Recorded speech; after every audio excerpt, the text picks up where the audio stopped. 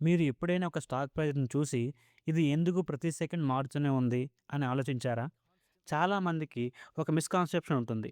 ముంబైలో ఉన్న పెద్ద పెద్ద ఫండ్ మేనేజర్స్ లేదా ఇన్‌స్టిట్యూషన్స్ ప్రైస్‌ని నిర్ణయిస్తారని. కానీ వాస్తవానికి మార్కెట్ అలా పనిచేయదు. ఎన్ఎస్‌సి, బీఎస్‌సి లాంటి ఎక్స్‌చేంజెస్‌లో స్టాక్ ప్రైజెస్ మారడానికి అసలు కారణం బయర్స్ అండ్ సెల్లర్స్ మధ్య జరిగే రియల్ టైమ్ డిమాండ్, సప్లై పోటీ. ఎవరు ఎక్కువగా కొనాలని ఆసక్తి చూపుతారో, ఎవరు త్వరగా అమ్మాలని చూస్తారో ఆ బ్యాలెన్స్ మీదే ప్రైస్ ఆధారపడుతుంది. ఇదే అసలు మెకానికల్ రీజన్. రోజంతా బయర్స్ బిడ్స్ పెంచుతుంటారు. సెల్లర్స్ తమ ఆస్క్ తగ్గిస్తుంటారు. ఈ న్యూమరికల్ బ్యాటిల్ వల్లే ప్రతి సెకండ్ ప్రైస్ పైకి కిందకి ఫ్లిక్కర్ అవుతుంది. మార్కెట్ అనేది ఎవరైనా ఒకరు నిర్ణయించే ప్లేస్ కాదు. అది లైవ్ ఆక్షన్ లాంటిది. అక్కడ ప్రతి డీల్ ప్రైజ్‌ని నిర్ణయిస్తుంది. ఇండియన్ స్టాక్ మార్కెట్ అసలు ఒక పెద్ద లైవ్ మార్కెట్ ప్లేస్ మాత్రమే. ఒకవైపు బయ్యర్స్, మరోవైపు సెల్లర్స్. ఇద్దరూ రియల్ టైంలోనే ధరల మీద బార్గెయిన్ చేస్తున్నారు. ఈ ప్రాసెస్‌లో చాలా ఇంపార్టెంట్ పార్ట్ ఆర్డర్ బ్లాక్. ఇది కంటిన్యూయస్‌లీ అప్డేట్ అవుతూ ఉంటుంది.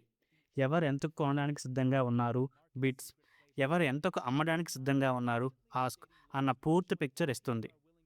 జీరోదా, గ్రో లాంటి ప్లాట్‌ఫామ్స్‌లో లెవెల్ 2 డేటా చూస్తే లెఫ్ట్ సైడ్‌లో గ్రీన్ నంబర్స్ బయ్యర్స్ పెట్టిన బిడ్స్ కనిపిస్తాయి.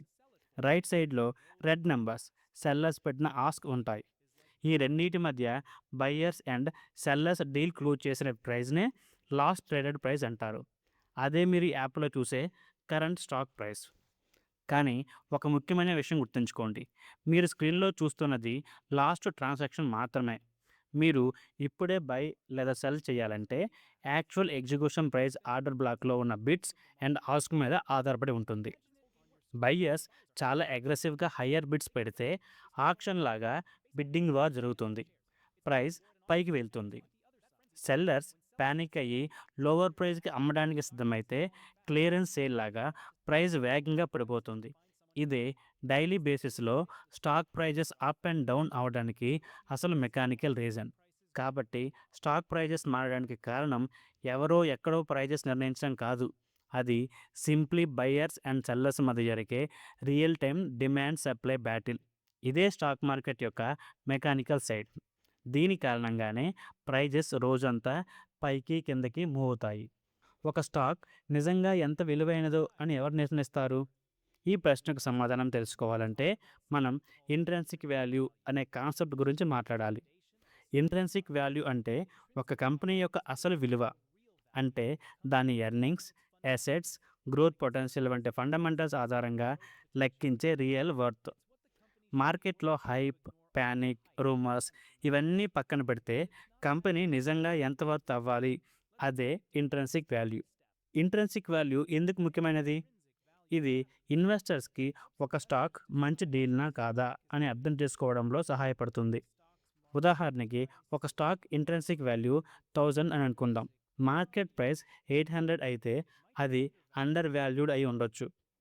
ఒకవేళ మార్కెట్ ప్రైస్ 1200 అయితే అది ఓవర్ వాల్యూడ్ అయి ఉండొచ్చు.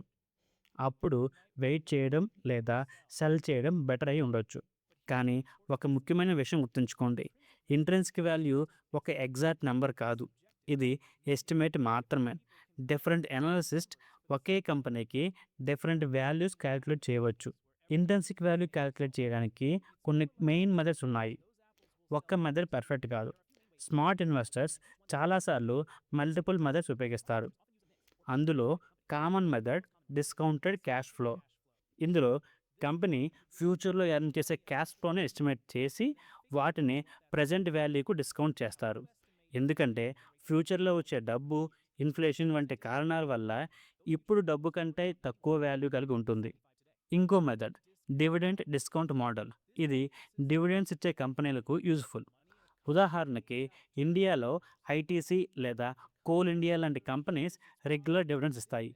ఫ్యూచర్ డివిడెండ్స్ ఎంత పెరుగుతాయో ఎస్టిమేట్ చేసి వాటిని ప్రెజెంట్ వాల్యూకు డిస్కౌంట్ చేస్తారు. ఉదాహరణకి ప్రస్తుతం 20 డివిడెండ్ ఇస్తే ప్రతి సంవత్సరం 5% గ్రోత్ ఎక్స్పెక్ట్ చేస్తే ఆ ఇన్కమ్ స్ట్రీమ్ ఆధారంగా స్టాక్ ఫెయిర్ వాల్యూ క్యాలిక్యులేట్ చేయవచ్చు. ఇది స్టేబుల్ డివిడెండ్ పేయింగ్ కంపెనీస్కి బాగా వర్క్ అవుతుంది. అసెట్ బేస్డ్ వాల్యుయేషన్ అంటే చాలా సింపుల్ మెథడ్. కంపెనీ దగ్గర ఉన్న assets, buildings, land, machinery, cash ఇవన్నీ కలిపి కంపెనీకి ఉన్న డెబ్ట్స్ తీసేస్తారు. మిగిలినది కంపెనీ యొక్క నెట్వర్త్. ఉదాహరణకి ఒక రియల్ ఎస్టేట్ కంపెనీ లేదా బ్యాంక్ వంటి సంస్థలకు ఈ మెథడ్ బాగా సూట్ అవుతుంది. అనుకుందాం, ఒక ఇండియన్ కంపెనీ దగ్గర 4,000 కోట్ల అసెట్స్ ఉన్నాయి, 1,500 కోట్లు డెబ్ట్స్ ఉన్నాయి. అయితే నెట్ వాల్యూ 2,500 కోట్లు. ఆ కంపెనీకి 10 కోట్ల షేర్స్ ఉంటే ఒక్కో షేర్ ఇంట్రెన్సిక్ వాల్యూ 250 అవుతుంది. ఇది basic asset based calculation. Earnings multiples. PE ratio method ఇంకొంచెం క్విక్ మెథడ్. ఇందులో కంపెనీ ఎర్నింగ్స్ పర్ షేర్ని తీసుకొని సిమిలర్ కంపెనీస్కి ఉన్న యావరేజ్ పిఈ మల్టిప్లైతో మల్టిప్లై చేస్తారు. ఉదాహరణకి ఇండియాలో ఐటీ సెక్టర్ కంపెనీస్ యావరేజ్గా 25 పిఈ వద్ద ట్రేడ్ అవుతున్నాయి అనుకుందాం. ఒక కంపెనీ ఈపీఎస్ 20 ఎర్న్ చేస్తే 25 into 20 is equals to 500 per share intrinsic value estimate అవుతుంది. కానీ ఇది కంపారిజన్స్ మీద ఆధారపడుతుంది కాబట్టి 100% యాక్యురేట్ కాదు. మార్కెట్ సెంటిమెంట్ మారితే పిఈ కూడా మారుతుంది. కొంతమంది ఇన్వెస్టర్స్ ఇంట్రెన్సిక్ వాల్యూ మీద పూర్తిగా డిపెండ్ అవుతారు. వీరిని వాల్యూ ఇన్వెస్టర్స్ అంటారు. వారెన్ బఫెట్ లాంటి లెజెండ్స్ కూడా ఇదే అప్రోచ్ ఫాలో చేస్తారు. ఆయన ఫిలాసఫీ ఏంటంటే, ఇన్వెస్టింగ్ అనేది ఫామ్ కొనడం లాంటిది. నైబర్ నన్ను ఎంతకి కొనేశాడో చూడకుండా సాయిల్ క్వాలిటీ, క్రాప్ పొటెన్షియల్ చూడాలి. అంటే షార్ట్ టర్మ్ ప్రైస్ మూమెంట్స్ పట్టించుకోకుండా ఇంట్రెన్సిక్ వాల్యూ కంటే తక్కువ ప్రైస్ వద్ద మంచి కంపెనీస్ కొనాలి, లాంగ్ టర్మ్ హోల్డ్ చేయాలి. కానీ మార్కెట్ ఎప్పుడు ఇంట్రెన్సిక్ వాల్యూని ఫాలో చేయదు. చాలాసార్లు ఎగ్జైట్మెంట్ వల్ల స్టాక్ ఓవర్ వాల్యూడ్ అవుతాయి. ఇండియాలో కూడా 2020, 2022 లో ఇంట్రెస్ట్ రేట్స్ పీరియడ్స్లో IT and new age tech stocks చాలా హై వాల్యుయేషన్కి వెళ్ళాయి. ఎర్నింగ్స్ కంటే ఫ్యూచర్ గ్రోత్ ఎక్స్పెక్టేషన్స్ మీదే ఇన్వెస్టర్స్ బెట్ చేశారు. Market sentiment, future expectations, low interest rates ఇవన్నీ ప్రైజెస్ని ఫండమెంటల్స్ కంటే ఎక్కువ పుష్ చేస్తాయి. స్టార్టప్స్ లేదా లాస్ మేకింగ్ కంపెనీస్, ఉదాహరణకి కొన్ని న్యూ ఇయర్స్ ఐపీఓస్కి ఇంట్రెన్సిక్ వాల్యూ క్యాల్కులేట్ చేయడం చాలా tough. Current profits almost zero అయినా ఫ్యూచర్ పొటెన్షియల్ మీద ఇన్వెస్టర్స్ హై ప్రైస్ పే చేస్తారు.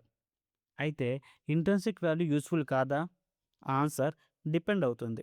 స్టేబుల్ కంపెనీస్, ఉదాహరణకు హెచ్యుఎల్, టీసీఎస్, ఇన్ఫోసిస్ లాంటి ఎస్టాబ్లిష్డ్ ఫర్మ్స్ కోసం ఇంట్రెన్సిక్ వాల్యూ అనాలిసిస్ చాలా హెల్ప్ఫుల్. కానీ హై గ్రోత్, నో ప్రాఫిట్ కంపెనీస్లో ఇది లెస్ రిలయబుల్. అంతేకాక ఇంట్రెన్సిక్ వాల్యూ ఒక ఎస్టిమేట్ మాత్రమే. Future growth rates, economic conditions, interest rates గురించి అజంప్షన్స్ తప్పు కావచ్చు. మార్కెట్ కూడా చాలా సంవత్సరాలు ఇర్రేషనల్గా ఉండొచ్చు ఇంట్రెన్సిక్ వాల్యూ ఇగ్నోర్ చేసి. కాబట్టి ఇంట్రెన్సిక్ వాల్యూ ఒక పవర్ఫుల్ టూల్ అయినా ఇది పర్ఫెక్ట్ కాదు. ఎప్పుడు మీ ఓన్ రీసెర్చ్ చేయడం లేదా ఫైనాన్షియల్ అడ్వైజర్ని కన్సల్ట్ చేయడం మంచిది. ఇన్వెస్టింగ్లో రిస్క్ ఉంటుంది, క్యాపిటల్ లాస్ అయ్యే అవకాశం కూడా ఉంటుంది. ఈ వీడియో మీకు యూస్ఫుల్ అనిపిస్తే లైక్ చేయండి, సబ్స్క్రైబ్ చేయండి. నెక్స్ట్ వీడియోలో మళ్ళీ కలుద్దాం.